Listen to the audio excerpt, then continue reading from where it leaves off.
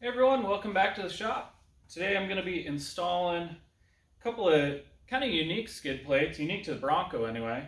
These are only for V6 models. They cover up the transmission crossmember braces, I guess you call them. There's big diagonal arms that go forward from the transmission from the transmission crossmember. They are the lowest hanging part on the Bronco, and they are in the worst possible location to get dragged across rocks and things. They're terrible. First time I took out my Wild Track, I absolutely beat the crap out of them. They're pretty thin steel, they're really vulnerable, so that's why we came up with these guys.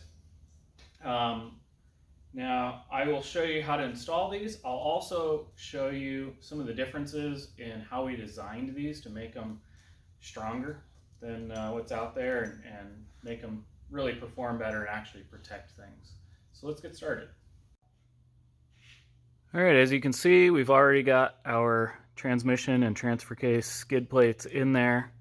These are the diagonal crossmember braces that we're going to be putting the skids on next. Now, kind of a difference between our design and some of the other ones we've seen out there. Other guys, what they're doing is they're just putting a bolt through a couple of these holes here through to the top. Just a single vertical bolt.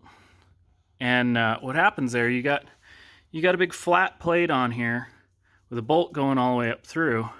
Well, when you're on the trail and you nail it on a rock going this way, this whole thing wants to rotate and move all over the place, and I guarantee you all it's going to do is tear up these holes and shift out of place.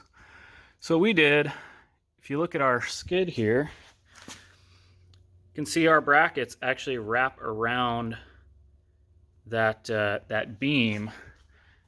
They use the factory bolts here, and then we wrap around, cradle it, and we've got a cross bolt that pinches over the top of it, wraps all the way around, so there's no chance that that thing's going to move out of place when you hit it on a rock.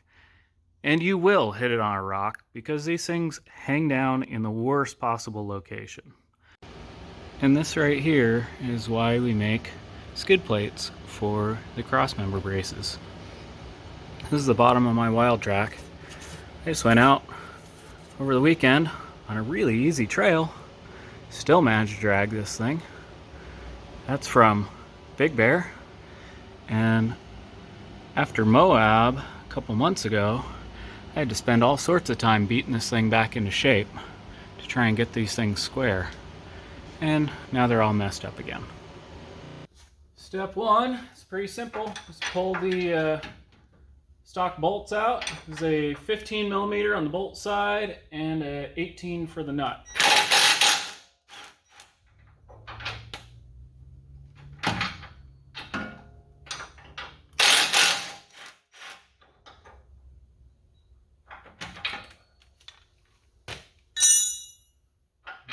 Let's pull these out.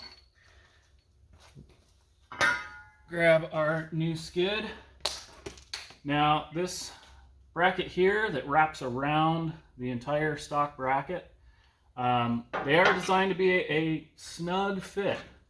This whole thing is designed to fit as tight as we can, so you may have to do a little wiggling and shoving and things to get everything all the way up in there. In some cases you may need a jack or something else pushing up on there. Use a rubber mallet. Now that we got those two bolts started, I'm going to get our cross bolt that goes over the top. Alright, now since we've got the transmission skid plate in there, it's a little bit hard to get the bolt in from the front, so we're just going to go in from the back. And it just slides above the crossmember brace, and then we put the nut on the other side. Get the nuts started up here. Then we'll just go ahead and tighten everything down, and this side will be done.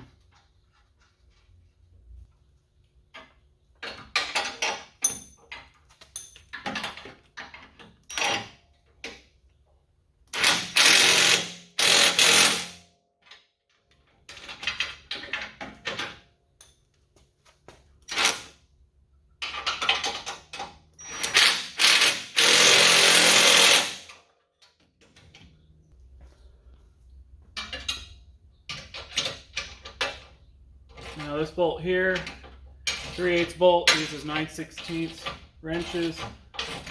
This one, you don't have to go crazy tight. You just want to squeeze the two sides of the bracket around the beam of the crossmember brace to hold everything tight.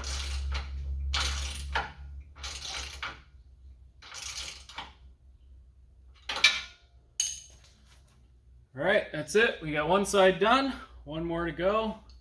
We'll be all done.